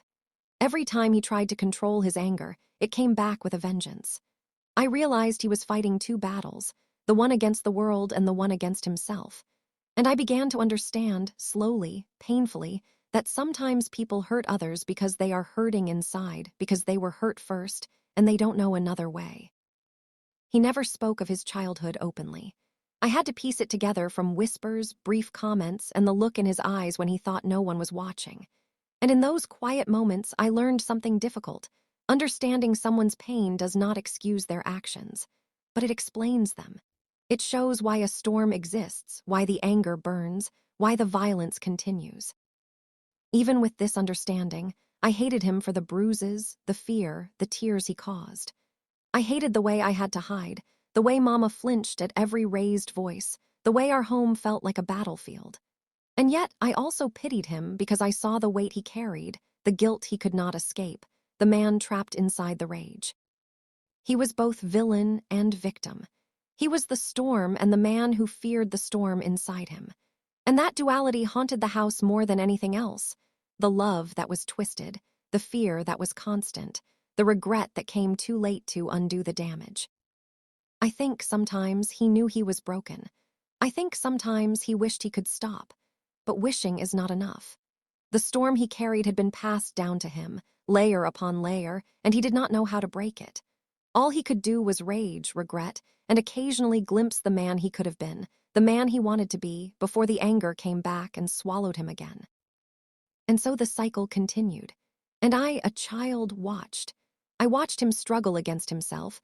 I watched him destroy the world around him while hating what he became, and I learned the first truth of my life. Sometimes the hardest battles are fought inside, and sometimes those battles spill out, leaving nothing but fear and broken hearts in their wake. I grew up thinking it was normal for a man to raise his hand on a woman. It was all I saw, all I knew. My earliest memories are filled with the sound of shouting and fighting, my father's deep, angry voice echoing through the walls, my mother's cries muffled between sobs and broken apologies. I used to sit at the corner of the living room, clutching my doll, watching him hit her over and over again, waiting for it to stop. Sometimes, he'd slap her for something as small as not adding enough salt in the soup. Other times, it was because she talked back or didn't answer him quickly enough when he called. There were days when he came home angry from work, and even before stepping inside, we all knew what was coming. Mama would quickly hide anything that could be used as a weapon, broom, stick, shoe, anything. But no matter how fast she moved, he always found something. Once, I watched him pour a whole plate of hot food on her head because she forgot to warm his stew before serving him. He pushed her so hard she fell against the chair, and the plate shattered on the floor. I cried, but Mama shouted at me to stop. Go inside, don't come out. I didn't want to go. I stood there, watching, trembling, until he turned and yelled, "Do you want me to beat you too?" Then I ran. There was another time I remember clearly, a Sunday morning. We were supposed to go to church, but he couldn't find his belt. He started shouting her name, accusing her of hiding it. When she tried to explain that she had just washed it, he slapped her across the face. I still remember the sound, sharp, quick, final. Her earring fell off and rolled under the bed. He didn't stop there. He kicked her, called her names, and stormed out, leaving her on the floor with tears streaming down her face. I thought that was what love looked like. Because after every fight, they'd act normal again. He'd come home with bread and drinks, and Mama would smile as if nothing happened. She would cook for him, laugh at his jokes, and tell us not to tell anyone what happened. "It's between us," she'd say. So I learned to keep quiet. Sometimes at night, I would wake up to sounds of things breaking, glass, plates, even the mirror once. I'd sneak to their door and peek through the small space. He'd be shouting, she'd be begging, and I'd just stand there frozen, too scared to move or cry. When I got older, I began to notice how other families behaved. I'd visit a friend's house and see her parents laughing together, sitting side by side. Her father would touch her mother gently, not in anger, but in love. It confused me. I used to wonder if something was wrong with my family, or if maybe other people just didn't show their fights in public. I didn't know the difference between discipline and abuse, between fear and respect, between marriage and war. To me, this was life. A woman cries, a man shouts, and the children hide until it's over. That was home. I remember one Sunday after church. We had just stepped out of the building, sunlight bright on the dusty ground. Mama was carrying my little shoes in one hand, smiling faintly as people greeted us. Then Father said something small, something about how long she spent talking to someone. His tone was sharp, like a match waiting for flame. Everyone went quiet. Mama's smile faded. She tried to explain, but he talked over her, louder and louder, his words slicing through the calm air. The next thing, he slapped her. People turned to look. Some pretended to adjust their clothes, pretending not to notice. Others watched openly, pity written all over their faces. I stood behind Mama, clutching her wrapper with small, trembling hands. She didn't raise her voice back that time. She just whispered, "Let's go home." But her eyes glistened. She held her head high, trying to keep what little dignity she had left. That night, she cried quietly while washing the dishes.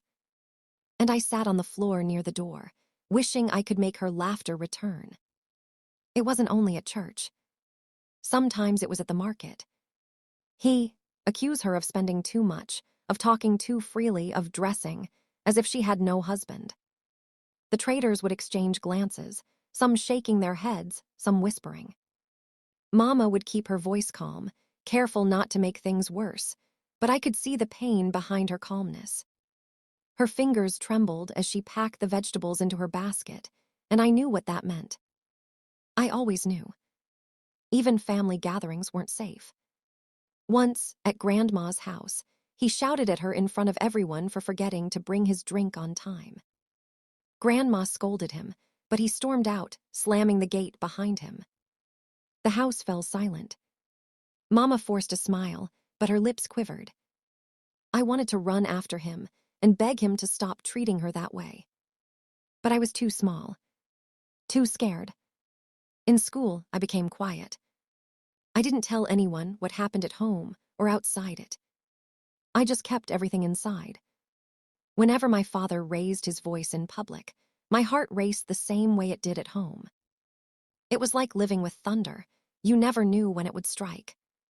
Sometimes strangers would look at us with sympathy, other times with judgment. I hated those looks. I hated that people saw my mother as weak, when I knew how strong she was, how she still cooked, still worked, still smiled for me even when her heart was breaking. At night, I would whisper to her, "Mama, why don't we go somewhere else?" She would stroke my hair and say softly, "Because love is patient, my daughter. It will change him one day." But as the years went by, I began to understand that patience alone couldn't fix what was broken. And that love, no matter how deep, could not survive in the shadow of fear. Still, Mama stayed. And I stayed with her, watching, waiting, growing up inside a storm that never seemed to end. The sound of breaking plates, slammed doors, and my mother's cries were as normal to me as the call of the muezzin at dawn. My father's voice was thunder, and my mother's silence was the rain that followed. As I grew older, I realized thunder was not supposed to strike every night. But by then, it was already too late. My father had grown into the very man he swore he'd never become. The same kind of man who used to turn our old village house upside down when he was a boy, just like his own father. But no one could tell him that. He was certain that discipline and dominance were the pillars of manhood. And if a woman talked too much, she needed to be reminded who was in charge. Mama always walked on eggshells around him. It didn't matter if she cooked his favorite egusi soup or wore the wrapper he liked. It didn't matter if she smiled when he entered or stayed quiet when he was angry. Anything could light his temper, a misplaced spoon, a late meal, or even her silence. I remember one night when I was around 9. The sky outside was loud with thunder, and the rain was hitting our zinc roof like bullets. I was lying on the floor mat, pretending to sleep, when I heard my father's voice rise. "Why is the water cold?" he shouted. Mama's voice trembled. I boiled it, but the rain." Before she could finish, the sound of a slap cracked through the room. My mother stumbled, her back hitting the wall. I flinched under my blanket, clutching the edges as if it could protect me. She didn't scream anymore. She had learned that screaming made it worse. Instead, she just whispered, "Please stop. The child is sleeping." Father spat on the floor. Let her hear. Maybe she'll learn what happens to stubborn women. When the storm ended and he finally went to bed, Mama came to check on me. Her cheek was swollen. Her lips were trembling, but she smiled weakly and said, "Go back to sleep, my child. It's nothing." It was never nothing. It was everything. When Grandma, Mama's mother, came to visit, she stayed for 2 weeks. She was a strong woman, the kind who had lived through war and famine. She could read pain in people's eyes like others read books. From the first day, she knew something was wrong. "Why are your eyes always red?" Grandma asked Mama one morning as they peeled cassava behind the house. Mama gave the same answer she always did. "Just tired, Mama. You know, house chores." But Grandma wasn't fooled. She called Father one evening when he came back from work. "My son," she said, "a man's strength is not in how loud he can shout or how hard he can hit. You can't build a home on fear." Father's jaw tightened. "Mama, please don't interfere in my marriage." She looked at him steadily. "Marriage? You call this a marriage? You're breaking her spirit every day." He stood up abruptly. "This is my house. Don't come here to teach me how to handle my wife." That night, he refused to eat. Mama tried to beg him, but he shoved the plate away. The stew splashed on the floor, and he said through gritted teeth, "If your mother talks to me again, I'll send her out of my house." The next morning, Grandma quietly packed her things. Before leaving, she held Mama's hand and said, "You don't have to die here, my daughter. You can always come home." Mama only smiled faintly. "Where will I go with a child? Who will take me back after all these years?" Grandma's eyes glistened with tears. "Then may God protect you, my child, and may he touch his heart before it's too late."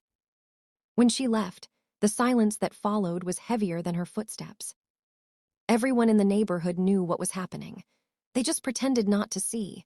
When my father shouted, dogs barked. When plates broke, the baby next door cried. Sometimes, when things got too bad, Mama would run to the backyard, hide behind the water tank, and cry silently. The next day, the neighbors would whisper, "That man again," they'd say. "Why doesn't she just leave? She must have done something to provoke him." That's what people always say when they don't understand what it means to be trapped by love, fear, and the hope that maybe one day he'll change. The fights grew worse after Grandma's visit. It was as if my father wanted to prove something, that no outsider, not even an old woman, could challenge him or tell him how to run his home. It started with small things, but soon, even silence became a reason to fight. Mama could be sitting quietly in the corner, lost in thought, and he'd accuse her of thinking about another man. If she hummed a song while cooking, he'd shout that she was mocking him. If she didn't talk at all, he'd say she was sulking to make him look bad. Every day felt like walking through a field of thorns. One wrong step, and the pain would come rushing in. I remember one Sunday afternoon, the sun blazing through our curtains, turning the room into a furnace. Mama had just finished cooking jollof rice when my father walked in. He had been drinking. I could smell the alcohol from where I sat. He lifted the pot lid, sniffed it, then frowned. "Who told you to cook this much rice? Do you think money grows on trees?" Mama's voice was calm, almost pleading. "You said your friends might come over, so I thought." Before she could finish, he flung the pot off the table. The rice scattered across the floor, red sauce staining the walls. I screamed and rushed forward, but Mama held me back. He turned to her, his face twisted with anger. "You think you're smart, eh? Trying to show me you're a good wife in front of people." She said nothing. She just stared at the ground as he ranted. When he finally stormed out, she knelt down and began picking the rice grains off the floor, one by one, blowing away the sand, as if she could still save dinner. I remember kneeling beside her, helping her in silence. The smell of burnt stew hung in the air, and I could hear her breathing soft, shaky, but steady. "It's okay," she whispered to me. "Don't cry, maybe tomorrow will be better." But tomorrow was never better. A few months later, things got worse. My father lost some money in a business deal, and every loss became a reason to hit someone. He'd come home furious, throw his shoes across the room, and demand food even when Mama was still cooking. If she delayed by 1 second, he'd slap her, shouting that she wanted to starve him. Sometimes he didn't even wait for a reason. Once, he came home in the middle of the night, woke her up from sleep, and accused her of disrespect because she didn't greet him properly. She tried to explain she was asleep, but he didn't care. He dragged her off the bed, shouting, "Do you know who I am? I'm the man of this house." That night, I hid in the corner, pressing my hands over my ears so I wouldn't hear the sound of her crying. Mama started to change after that. Something in her eyes hardened. She no longer begged. When he raised his hand, she raised hers too. When he shouted, she shouted back. The first time she fought him properly, it shocked us both. He had come home late again, smelling of beer and sweat. Dinner was cold, and Mama had already gone to bed. When he called her, she didn't answer. He shook her awake, his voice booming, "I'm talking to you." She sat up slowly and said, "You're drunk. Go and sleep." That one sentence lit a fire in him. He slapped her hard, but instead of crying, she pushed him back. "Don't touch me again," she screamed. He froze as if he couldn't believe she dared to fight him. Then he hit her again, harder. She staggered but didn't fall.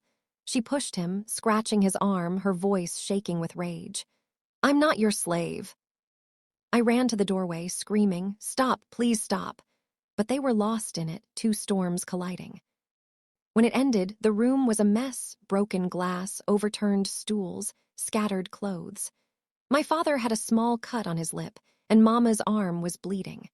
They stood breathing heavily, staring at each other like enemies. After that night, nothing was ever the same. He started avoiding her during the day, barely talking to her unless it was to give an order. But the silence was worse than the shouting. It was heavy, full of resentment. Then, like a curse, the cycle would start again. Sometimes I would come home from school and find Mama sitting outside, her head in her hands, whispering prayers under her breath. I would sit beside her, pretending not to see the fresh bruises. Other times she would be angry, shouting to herself while sweeping. "I should leave, I should just leave," she would mutter. But when night came, she would lie beside him again, quiet, as if nothing had happened. One evening, Grandma came back. She had aged visibly, her hair whiter, her steps slower, but her eyes were still sharp. The moment she entered, she saw through the forced smiles. "My daughter," she said softly, "you're dying slowly in this house." Mama's eyes filled with tears. "Where will I go, Mama? I've endured this long, maybe God will change him." Grandma shook her head sadly. "God helps those who help themselves. You think staying means faith, but sometimes leaving is what faith looks like." Father entered at that moment, his voice hard. "Mama, I told you not to meddle in my marriage." Grandma stood tall. "And I told you that a man who beats his wife is no man at all." His face turned red with anger. "Get out of my house."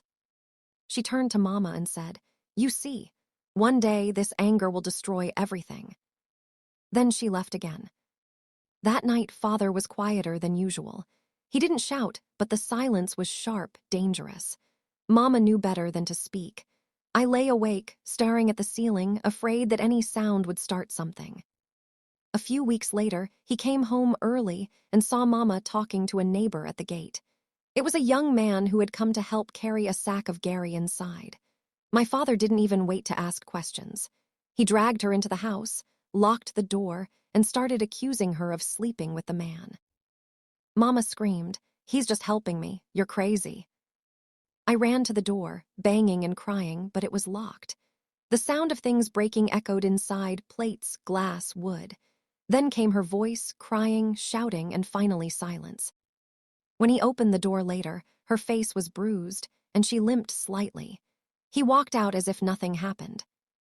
For days after that, Mama didn't talk. She moved like a ghost around the house, her eyes dull. One night, she turned to me and said quietly, "If anything happens to me, promise me you'll never marry a man like your father." I nodded, but my throat was too tight to speak. From that moment, I began to understand that not every home was a safe place. Some houses were prisons, built not of walls and doors, but of fear and silence. The fights didn't stop. They only changed shape. Sometimes it was shouting, other times it was long, cold days of silence where they wouldn't speak at all. and when the silence broke, it came back as thunder. Months later, Grandma sent a letter through a neighbor who was visiting town. It was written in her shaky handwriting. "My daughter, I know you still believe in your vows, but marriage should not be a battlefield. You are worth more than bruises and tears. Please, if it gets worse, come home. I will welcome you with open arms. I will even raise the child with you." Mama read it over and over again. Sometimes she would cry while reading it. Other times she would fold it neatly and hide it under her pillow as if the paper could keep her warm. But she never left. Every time she thought about running, she would look at me and whisper, "I'm staying for you, my child. You need a father." I didn't have the heart to tell her that I'd rather have no father at all than the one who made her flinch at every sound. There were nights when they fought over the smallest things: salt in the soup, a missing button, a late return from work. I once saw him push her so hard that she fell against the chair and hit her head. Blood ran down her forehead, and he froze for a moment. For a second, I thought he'd show remorse. But then he muttered, "See what you've made me do." Mama crawled to the bathroom to clean herself. Another night, I heard him shouting again because she forgot to iron his shirt. She tried to explain that the power went out, but he didn't care. He dragged her by her wrapper, slapped her twice, and said, "Next time, use your brain." I stood at the door crying, "Papa, please stop." He looked at me briefly, his eyes wild, then turned back to her. "You see what you're teaching her, that a man can't be respected in his own home." That was how respect became a weapon, and love became fear. Mama wasn't always silent. Sometimes she fought back. Sometimes, after years of pain, something inside her would break and she would shout, "You can't keep doing this to me." He would stare at her, shocked at her boldness, then hit her again. But she no longer cried quietly. She threw her hands in defense, grabbed whatever she could, sometimes a broom, sometimes a plate, once even a chair, and fought back. I used to hide behind the curtains, trembling. I didn't know whether to run or scream. I just wanted them to stop. But they never did. Each fight ended the same way: silence, tears, and then an apology that meant nothing. Even though he was a storm in our house, there were moments when he softened, moments when the anger melted into something fragile, almost human. I was always watching, always trying to understand him, even when I was terrified. And in those small moments, I saw a side of him that almost felt like a different person, a father who could love, even if he didn't always know how. I remember one rainy afternoon. I had been crying because my school uniform got drenched, and the other children had teased me mercilessly. Father came home, red-faced from work, and I expected the usual shouting, a glare, a bark, a scolding. But instead, he paused at the door, noticing my tears. His jaw was tight, hands still rough and calloused from the day's work. Slowly, almost hesitantly, he knelt beside me, wrapped me in a tight, awkward hug, and whispered, "It's okay, little one. Don't let them see you cry." I froze at first. This wasn't the father I knew. His arms were warm, his voice low and gentle, a contrast to the booming shouts that usually filled our home. I leaned into him, feeling something strange and foreign: safety. For a few minutes, the storm inside him seemed to disappear. He held me longer than I expected, his fingers running over my hair as if afraid to break the fragile peace that had settled between us. Another time, I had fallen sick. I was burning with fever, my body weak and trembling. Mother was exhausted, but Father had taken the time to sit by my bed. He didn't shout, he didn't pace, he simply sat. I could hear the deep, uneven breaths he tried to steady. He placed a damp cloth on my forehead and adjusted my blanket with surprising care. When I coughed, he gently pressed a hand to my back and murmured, "It's okay, I'm here, you'll be fine." Even then, the tenderness was wrapped in unease. He seemed almost afraid of showing it. I caught him several times glancing toward the door, as if expecting someone, maybe my mother, to appear and scold him for being soft. But he stayed, silently willing my fever to break, silently trying to shield me from the chaos he had helped create in our home. There were quieter, smaller gestures too. I remember him tying my shoelaces before school, a task that required patience he rarely had for anything else. He would kneel, fingers fumbling with the laces, muttering under his breath when they tangled.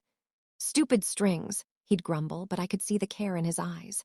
When he finally knotted them securely, he smiled briefly, a rare, fleeting smile, and ruffled my hair. "There, Ready to face the world, little one. Bedtime was another sacred moment.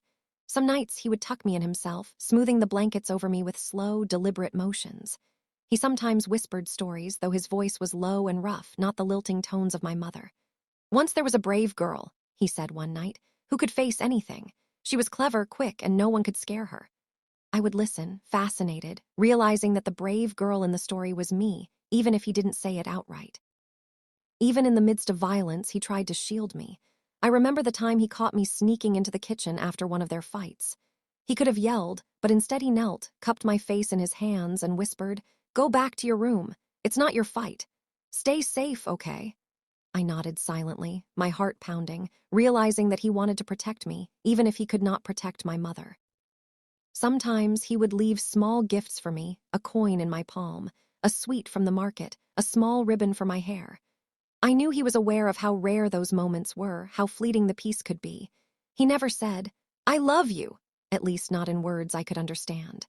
But the care, the attention, the small acts of thoughtfulness, they were his way of saying it.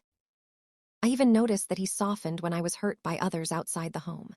Once a boy at school shoved me, calling me names. When I came home, trembling, father didn't punish the boy, he couldn't. But he held me, cleaned my scraped knee with careful hands, and murmured, "They don't know what they're doing. You're stronger than them. Don't let them break you." That brief acknowledgement, that recognition made me feel seen, protected, and loved, even as the rest of our house trembled with violence. And yet, those moments were always fragile. They were punctuated by storms, interrupted by rage, and sometimes seemed almost forbidden. I think he feared that showing tenderness would make him weak, would make him vulnerable.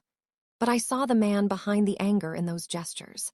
I saw a father trying desperately to be gentle, to be good, even when he could not fully escape the legacy of cruelty he had inherited. Even as a teenager, those moments persisted. Sometimes he would walk me to school, holding my hand tightly in silence. Sometimes he would quietly fix something I had broken, a toy, a book, a broken chair, and I knew that he was repairing more than objects. He was trying, in his own way, to repair our fractured world. It was never perfect. It was never enough to erase the fear, the shouting, the bruises, but it was real. And those rare, quiet moments of tenderness stayed with me, etched into my memory. They taught me that even the most violent storms could contain flickers of warmth, that even people trapped by rage could hold love within them, and that sometimes the hardest battles were fought in silence, inside the heart of someone who had learned only to hurt. Even as I look back now, I can still feel his hand in mine, rough and calloused, holding me steady in a house full of trembling walls. I can still hear his low voice whispering reassurance when the world felt too cruel. And I know that those moments, small, fleeting, fragile, were the closest thing to love I ever had from a man who was more storm than shelter, more anger than embrace, yet still, somehow, my father. Years pass like that. The same walls, the same silence, the same cycle of breaking and mending that never really healed. I learned to hide my sadness behind smiles, just like my mother. And even as a child, I carried the weight of their love, a love that hurt more than it healed. For the first time, it felt like we were a family again. No anger, no fear, just calm. I remember whispering to myself, maybe this is what peace feels like. But peace, I later learned, can sometimes be a visitor. It comes quietly, stays a little while, and then leaves before you even realize it was there. As the weeks passed, Papa started drinking again. He said it helped him think. Then the shouting came back, soft at first, then louder. The anger returned with it. And Mama's laughter faded once more. The day I saw him shove her against the wall again, I felt my hope collapse like a house of cards. Mama stood up immediately, her eyes blazing. She didn't cry. She fought back. That was when I knew the peace we had felt was only a pause, not an ending. The storm hadn't passed. It had only gathered strength. And soon, it would strike harder than ever before. Every Sunday, I found myself drawn to the church even more than before. The stained glass windows, the smell of incense, and the soft murmur of prayer offered me a fragile kind of peace, a place where the storm at home could not reach me. I would sit quietly in the back pew, my hands clenched together, my small frame hunched over, trying to make myself as invisible as possible. I prayed in whispers, careful not to attract anyone's attention. Please, please help my family. Make the yelling stop. Make my father stop hurting Mama. Please. I didn't know if anyone was listening, but saying it out loud made it feel real, like maybe, just maybe, someone or something was watching over us. Sometimes I prayed for hours, letting the songs and the hymns carry my heartache. When the choir sang, their voices seemed to lift me from the cramped, tense home where fear had become a constant companion. I imagined my prayers as a shield around my mother and me, protecting us from the rage that always seemed to follow. I remember a Sunday when my father had returned home in a particularly dark mood. I had gone to church early, hopping to avoid him, and I whispered my prayers with tears streaming down my face. The whole service blurred around me. I barely noticed the pastor's sermon. All I could focus on was asking God for a miracle. By the time I returned home, I felt both courage and dread in my chest. Courage, because I had carried my prayers out loud and felt a tiny spark of hope. Dread, because the storm was still waiting for me there.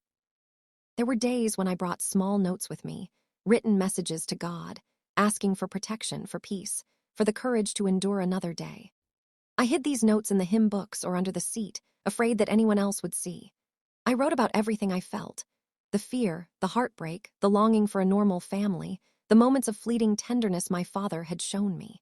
Writing them down felt like releasing a heavy weight from my chest, and when I prayed afterward, I felt a little lighter. On some Sundays, I would approach the altar after the service. Kneeling there, I pressed my forehead to the cool, polished wood and prayed harder than ever. I can't fix them. I can't stop the anger. I'm too small. But please help them. Help my mother. Help my father. Make it stop. The silence that followed sometimes felt like it stretched forever, but I imagined that God was listening, even if no voice answered. I also noticed other children at church whose parents fought or argued. We never spoke about it, but I recognized the same fear in their eyes. Sometimes, I would imagine that all of us were connected in our quiet prayers, that our whispered wishes were threads weaving a protective net around the families that could not protect themselves. The church became my secret refuge. Even when the storm followed me home, when the shouting, the slamming doors, and the bruises returned, I carried the calm from church inside me like a fragile lantern. On the way home, I would walk slowly, trying to hold on to that quiet, trying to remember the words I whispered in the pews. Please, peace, let the violence stop. Sometimes, I imagined God as a shield, invisible but strong, separating me and my mother from my father's rage. I prayed for strength to endure, for courage to protect my mother if I could, and selfishly for the storm to spare me. It was in these moments, kneeling on the cold church floor or pressing my forehead to the wooden pew, that I allowed myself to hope that someday, maybe, something would change, that the anger that had haunted my house for so long could be stilled, even if just for a little while. Even as a child, I understood that prayer couldn't fix everything. I knew my father's anger came from deep inside him, shaped by his past, inherited from his father. But the act of praying, of whispering my fears into the quiet of the church, gave me a sense of agency. It made me feel that, even in a house ruled by fear, I could do something. I could ask for help. I could hope. I could hold on. And sometimes, just sometimes, I imagined a day when we would walk out of our home without trembling, when my mother would no longer flinch at a raised voice, and when my father would look at us without anger burning in his eyes. Those thoughts were fragile, like the flicker of a candle in a dark room, but I clung to them. I prayed for that day in every song, every sermon, every quiet, secret moment on my knees. It happened on a rainy Saturday night. The kind of night when thunder rolled like anger in the sky, and the wind screamed against the windows as if warning us of what was about to come. Papa came home late. The smell of alcohol filled the air before he even opened his mouth. Mama was in the sitting room, folding my clothes, humming softly to herself. When he walked in, she went quiet. He dropped his bag on the chair and glared at her. "So you can't even greet your husband anymore," he said. She looked up and replied, tiredly, "I'm not in the mood tonight, please." That was all it took. One sentence. That one tired sentence lit the fire again. He started shouting, accusing her of disrespect, of pride, of trying to control him. She shouted back, louder this time. Words clashed like thunder. Anger bounced off the walls. I was in my room, clutching my pillow, praying it would stop. But it didn't. It only got worse. When I heard something crash, I ran out. Papa had thrown a plate across the room, and Mama was holding the mop stick like a weapon, warning him not to come closer. His eyes were bloodshot, his fists tight. He grabbed the mop stick and dragged it off her hand. Her tried hitting her with it. She rushed into the kitchen and came out with a knife. "You've finally gone mad," he said, taking a step toward her. "If you touch me again, I'll kill you," Mama shouted. They were both trembling, not just with anger, but with years of pain that had built up with nowhere to go. I rushed between them, my heart racing, my voice shaking. "Please, stop, please, you'll hurt each other." But they couldn't hear me anymore. They were lost in their own storm. Their voices drowned out my cries. I held out my hands to push them apart, Mama holding the knife, Papa grabbing her wrist, and in that split second, something terrible happened. A movement too quick. A scream too sharp. And then silence. I felt something warm spread across my chest. Mama had stabbed me with a knife that wasn't meant for me. The world tilted. Mama's eyes widened, horror flooding her face. Papa froze, his mouth open, no sound coming out. I fell, and everything went quiet. The rain stopped. The shouting stopped. Even the wind outside seemed to die. For the first time in years, the house was peaceful. I watched them from somewhere above, no longer feeling the pain. Mama was on her knees, holding me, her sobs shaking her whole body. Papa stood behind her, staring at his hands like he didn't know who he was anymore. In that silence, they finally saw what their anger had done, not just to me, but to themselves. They stopped fighting that night. Completely. They never raised their voices again. Not because they learned how to love, but because they finally understood what hate had cost them. And from where I am now, I've learned that sometimes peace doesn't come because people change. It comes because there's no one left to hurt anymore.